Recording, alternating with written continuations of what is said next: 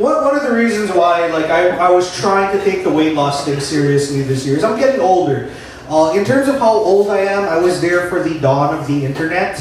Yeah. Like, I was there for AOL chat rooms. I was there when we made up acronyms. Like, they were typed out before I was there. And when I first saw these acronyms being created, I felt like I was part of something important, like the Manhattan Project. Now I have become Shiva, destroyer of words. And we've gone down a long, dark tunnel with these acronym things, because half of them aren't even acronyms anymore. LOL, everyone knows that, laugh out loud. Why do people type LOLOLOLOZ?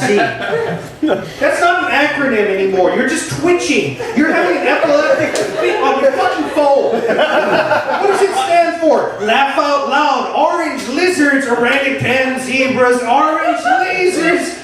What? Doesn't make any fucking sense. Even emoticons. People are like, colon, parenthesis, parenthesis, parenthesis, parenthesis. What parentheses is a happy face? What are the rest of them? Double chins? Is it the happiest